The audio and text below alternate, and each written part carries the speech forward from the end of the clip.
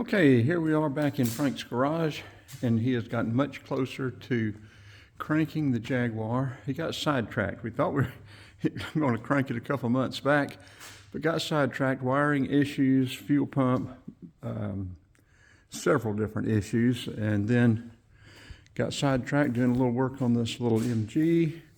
He did some really neat stuff on his truck. Like I say, you get tired of doing stuff.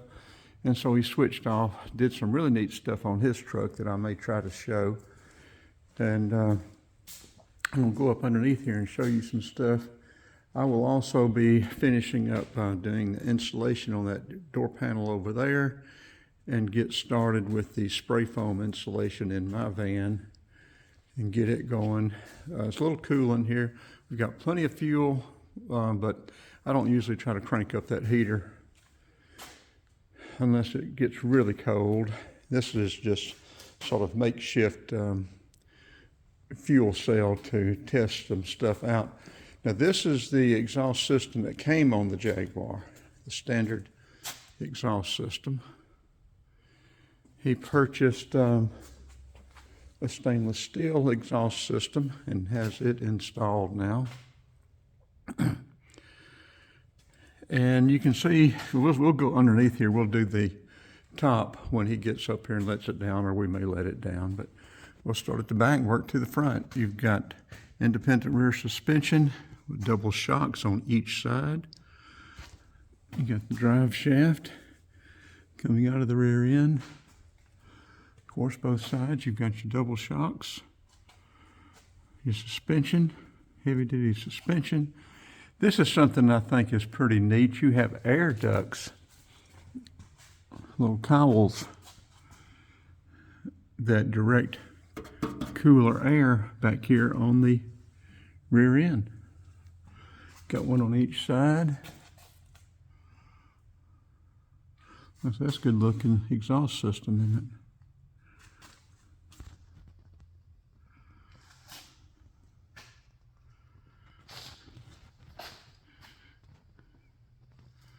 Frank has modified an awful lot of stuff on this and updated it to new stuff.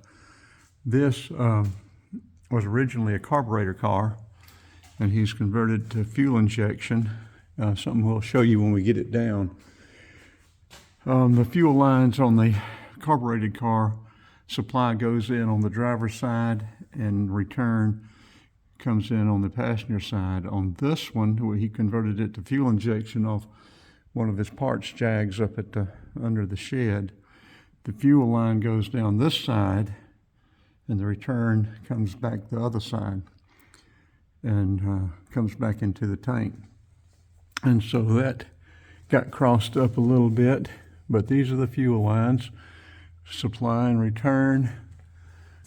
And like I say, he redid all of this is new supply line.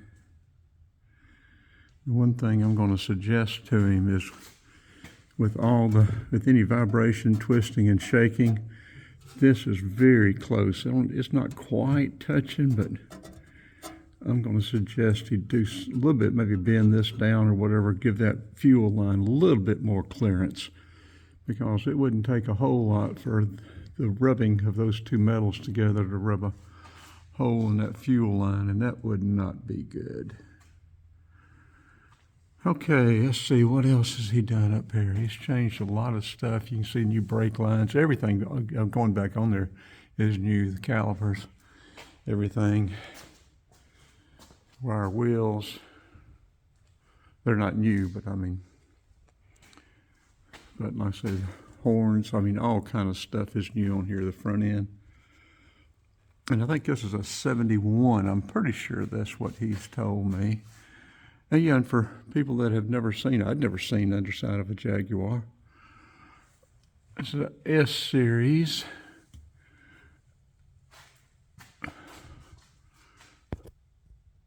Master cylinder. Power steering pump up there. Your starter over here, look how it is compacted in up there.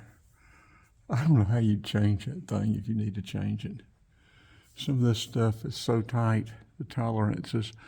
And in doing this, helping him do this when I had the time and stuff, to see the differences in engineering from around the world. The English engineering is interesting, I'll say that. And it was good, but there's several different ways to do the same thing. And they certainly found some different ways to do things from what U.S. manufacturers have done and still do. Well, I said there are a lot of modifications up there that he has done. And you can see he's still got a lot of wiring to do, but I think he wants to try to get it cranked. You can see the dash is still apart right now. But they may get it down today and try to get it cranked. We'll see.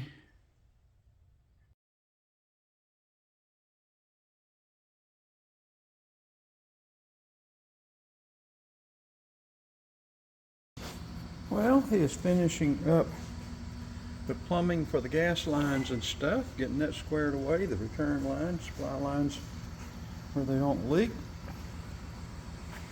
Coming around, you can see the inside now. He's still got a lot of wiring and stuff to do in the dash, get all that stuff squared away. The insulation there for the floor, padding for the carpet.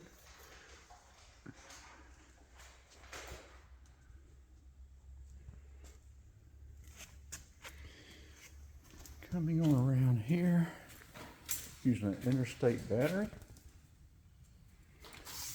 The computer and stuff will go back on the inside, and getting ready to see if it's going to crank up. Complete rebuild.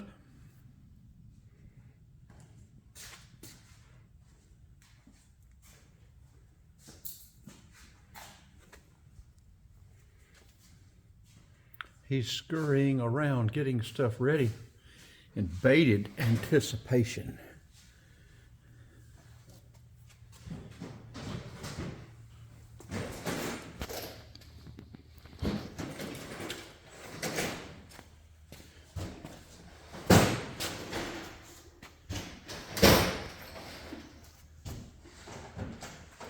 Even has a water bottle for the windshield wiper.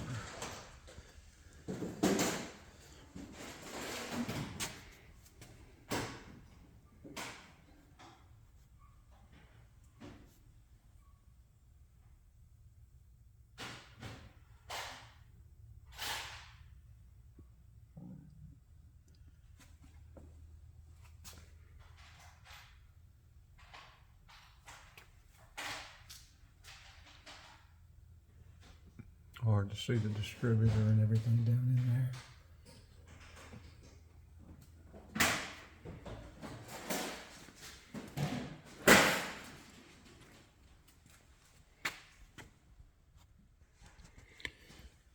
there. Okay, we're going to turn it off and we will crank it. We'll crank the video back up too. When it gets ready to turn the switch, we'll see what it's going to do.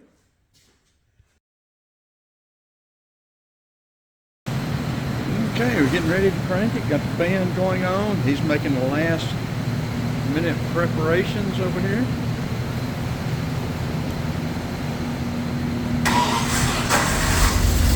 Well, listen to that. Hadn't even adjusted anything on the throttle body. Crank right up. Listen to it.